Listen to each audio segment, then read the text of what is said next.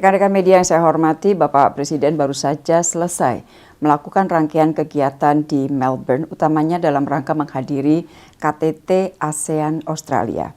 Selain hadir di KTT ASEAN Australia, Bapak Presiden juga telah melakukan pertemuan bilateral dengan Perdana Menteri Australia, Perdana Menteri Selandia Baru, dan Perdana Menteri Kamboja. Saya mulai dengan pelaksanaan KTT ASEAN Australia. KTT ini dilakukan dalam rangka peringatan 50 tahun kemitraan ASEAN dengan Australia. Australia merupakan mitra pertama ASEAN dan Australia juga merupakan mitra pertama di mana ASEAN memiliki kemitraan strategis komprehensif. Tema KTT kali ini adalah A Partnership for the Future. KTT itu sendiri secara garis besar dibagi dalam dua sesi. Sesi yang pertama membahas Future ASEAN-Australia Cooperation dan the Three ASEAN Cooperation Pillars. Inti dari sesi pertama sebenarnya adalah membahas Future Cooperation. Sebagaimana teman-teman ketahui, tahun lalu Australia mengeluarkan dokumen yang dipersiapkan atau dibuat oleh Nicholas Moore, dan laporan ini adalah mengenai judulnya Invested Australia Southeast Asia Economic Strategy to 2040 atau biasa disebut strategi ekonomi Australia untuk Southeast Asia, untuk Asia Tenggara. Dan inti dari laporan Nicholas Moore tersebut sebenarnya merupakan sebuah pendekatan baru yang akan dilakukan oleh Australia dalam rangka meningkatkan perdagangan dan investasi dengan Asia Tenggara. Di mata Australia, Asia Tenggara merupakan kawasan yang sangat potensial, dengan pertumbuhan ekonomi yang cukup tinggi, kedekatan geografi tentunya, komplementaritas ekonominya, dan merupakan bagian dari upaya Australia untuk melakukan diversifikasi ekonomi. Di dalam laporan tersebut ada 4 hal besar yang akan dilakukan, yaitu raising awareness, removing blockages, building capacities, dan deepening investment. Sementara 10 prioritas atau sektor yang akan diprioritaskan ada 10, yaitu agriculture and food resources, green energy transition, infrastructure, education and skill, visitor economy, healthcare, digital economy, professional and financial services, serta yang ke-10 adalah creative industries. Nah, sebagai implementasi dari pendekatan baru, sebagaimana yang ada di dalam laporan Nicholas Moore tadi, Australia untuk tahun ini telah meluncurkan ASEAN Australia Center. Ini adalah sebagai bentuk dukungan dari implementasi ASEAN Outlook on the Indo-Pacific. Kemudian Australia juga memberikan 55 beasiswa magister dan 55 beasiswa non-gelar di bidang kerjasama AOIP bagi negara-negara ASEAN dan juga Timor Leste, serta penambahan pusat fasilitasi startup Australia di 4 kota di ASEAN, termasuk di Indonesia dan Vietnam. Sebelumnya fasilitas seperti ini sudah ada di Singapura. Di dalam sesi pertama mengenai Future Cooperation, Bapak Presiden di dalam pernyataan nasionalnya menekankan pentingnya fokus perhatian ke depan di 3 bidang. Pertama, pentingnya penguatan integritas ekonomi ASEAN dan Australia, di mana Bapak Presiden menekankan pentingnya penguatan kerjasama perdagangan dan investasi yang sifatnya dua arah.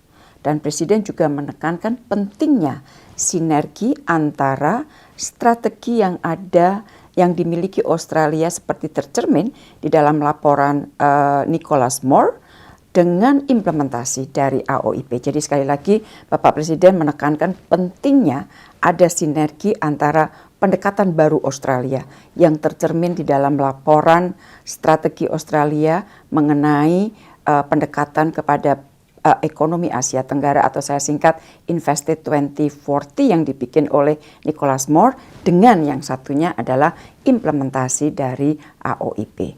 Hal kedua yang ditekankan oleh Bapak Presiden adalah pentingnya percepatan transisi energi, di mana dukungan Australia terhadap ASEAN Strategy for Carbon Neutrality sangat diharapkan terutama dalam bentuk investasi, kemudian akses pembiayaan inovatif dan transfer teknologi.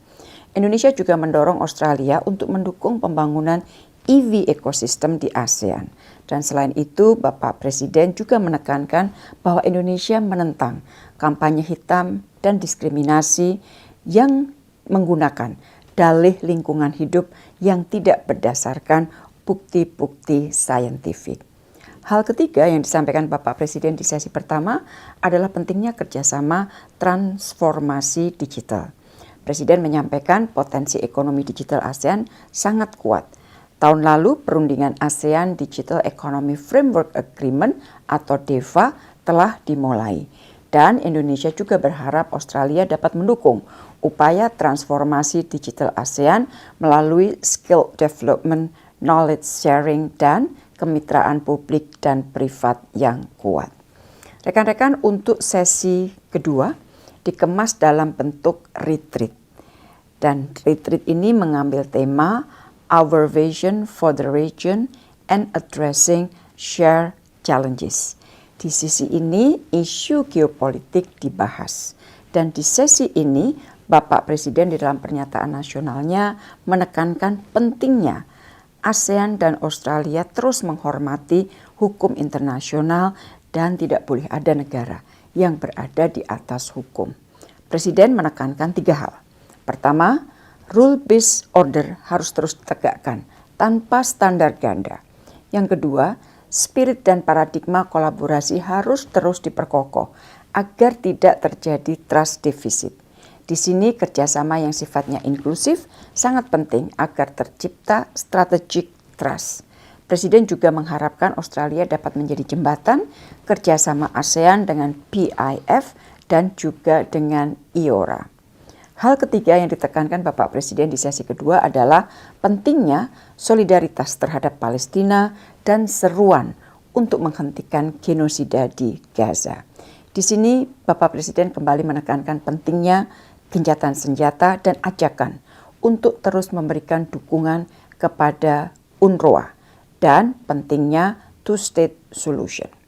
Rekan-rekan yang saya hormati, KTT ASEAN Australia menghasilkan 2 dokumen, yaitu Melbourne Declaration, isinya adalah arah kerjasama di bidang politik keamanan, ekonomi, sosial budaya ke depan. Dan dokumen yang kedua adalah ASEAN Australia Leaders Vision Statement, yang isinya adalah visi para pemimpin di dalam menghadapi berbagai tantangan, perubahan geopolitik, geostrategi, dan juga geoekonomi. Rekan-rekan, di sela-sela KTT, Presiden melakukan 3 pertemuan bilateral. Pertemuan yang pertama adalah dengan Perdana Menteri Kamboja. Dan di sini Bapak Presiden membahas 3 hal. Yang pertama mengenai perdagangan investasi.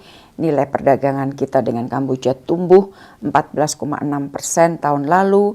Dan dari segi nilainya sudah melampaui 1 miliar US dollar. Bapak Presiden mendorong peningkatan perdagangan melalui pengembangan konektivitas dan infrastruktur di sektor udara dan laut. Presiden juga mendorong investasi BUMN Indonesia di Kamboja. Hal yang kedua yang ditekankan Bapak Presiden di dalam pertemuan bilateral adalah pentingnya kerjasama dalam pemberantasan TPPO. Presiden mendorong implementasi MOU pemberantasan kejahatan transnasional yang sudah disepakati tahun 2023. Yang ketiga, mengenai ketahanan pangan. Di sini Bapak Presiden menekankan kerjasama mengenai ketahanan pangan sangat penting untuk dilakukan ke depan secara sustainable. Dan implementasi dari MOU pertanian untuk penguatan rantai pasok dan ketahanan pangan kedua negara perlu terus diperkuat. Dengan Perdana Menteri Selandia Baru dibahas 3 hal. Pertama mengenai perdagangan. Di sini Bapak Presiden mendorong peningkatan perdagangan terutama di sektor halal melalui Mutual Recognition Agreement. Yang kedua di bidang transisi energi. Presiden menyampaikan apresiasi atas kerjasama di bidang energi panas bumi, termasuk komitmen pendanaan senilai 15,6 juta New Zealand dollar dari Selandia Baru dalam skema Indonesia Aotearoa, saya ulangi ya, Indonesia Aotearoa New Zealand Geothermal Energy Program atau PINZ. Presiden juga mendorong peningkatan kerjasama di bidang pengembangan energi geotermal dan transisi energi di Indonesia. Yang ketiga, kemitraan di Pasifik, di mana Bapak Presiden mengapresiasi dukungan Selandia Baru terhadap implementasi AOIP dan mengharapkan Selandia Baru juga mendukung peningkatan peran Indonesia di kawasan Pasifik melalui PIF. Presiden juga mendorong kerjasama trilateral dengan Selandia Baru dan negara Pasifik lainnya di bidang pembangunan sejalan dengan visi Pacific Elevation Indonesia. Dan terakhir, Bapak Presiden juga mengundang Selandia Baru untuk menghadiri World Water Forum yang akan diselenggarakan di Bali pada Mei tahun ini. Pertemuan bilateral ketiga yang dilakukan Bapak Presiden adalah dengan Perdana Menteri Australia. Di sini Bapak Presiden mengangkat 4 hal. Yang pertama mengenai peningkatan kerjasama bilateral. Tahun ini kedua negara memperingati 75 tahun hubungan diplomatik dan Presiden menyambut baik MOU on EV collaboration antara kedua negara yang telah ditandatangani tahun lalu dan mendorong implementasinya guna dapat memperkuat kerjasama rantai pasok mineral kritis dan kendaraan listrik. Terkait dengan nikel, Presiden mendorong kolaborasi kedua negara dalam menghadapi situasi pasar global. Presiden juga menyampaikan Indonesia berencana untuk membuka kantor perwakilan BNI di Sydney untuk meningkatkan kerjasama di sektor keuangan.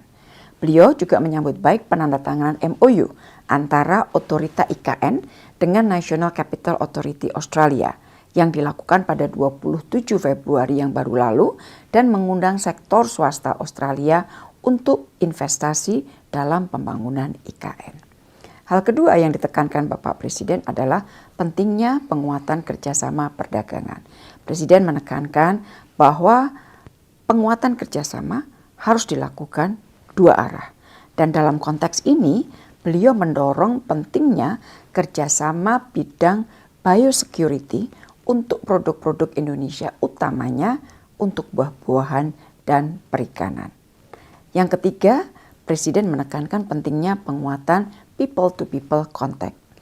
Bapak Presiden menyambut baik animo pelajar Australia yang menjadikan Indonesia tujuan favorit dalam skema New Colombo Plan dan mengundang lebih banyak lagi pemuda Australia untuk berkunjung dan belajar di Indonesia. Hal keempat yang disampaikan Bapak Presiden dalam pertemuan dengan Perdana Menteri Australia adalah pentingnya kerjasama kawasan, di mana Bapak Presiden mengapresiasi dukungan Australia terhadap keketuaan Indonesia di ASEAN, termasuk partisipasi aktif dan dukungan Australia dalam ASEAN Indo-Pacific Forum. Presiden menyambut baik peluncuran Strategi Ekonomi Asia Tenggara 2040 dan berharap strategi tersebut dapat memperkuat integrasi ekonomi Australia dengan ASEAN dalam kerjasama perdagangan, investasi yang saling menguntungkan. Dan yang terakhir, Bapak Presiden juga mengundang Australia untuk hadir di World Water Forum di Bali bulan Mei. Rekan-rekan, itu tadi hasil kunjungan Bapak Presiden ke Melbourne. Sementara untuk saya sendiri, saya telah melakukan pertemuan bilateral dengan Menlu Australia Penny Wong dan membahas berbagai hal, antara lain mengenai kerjasama transisi energi, kemudian tindak lanjut MOU mengenai mekanisme bilateral yang sudah ditandatangani tahun lalu. Kemudian saya juga menyampaikan pentingnya kita mengangkat barrier-barrier non-tarif. Dalam hal ini saya juga sampaikan mengenai masalah pentingnya kerjasama dalam konteks biosecurity, terutama untuk ikan dan buah-buahan. Kemudian karena Plan of Action dari Indonesia Australia CEPA, Comprehensive Economic Partnership Agreement, akan selesai tahun ini, maka saya sampaikan kepada Menlu Penny Wong, kedua tim harus duduk untuk mulai mendesain Plan of Action untuk tahun 2025-2029.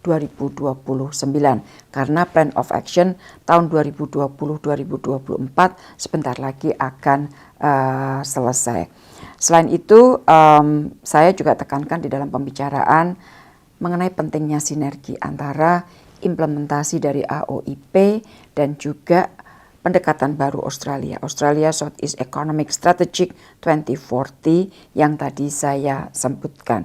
Dan di dalam pertemuan bilateral tentunya kita bicara mengenai masalah Gaza, di mana saya juga tekankan agar kita semua memberikan dukungan terhadap kerja UNRWA.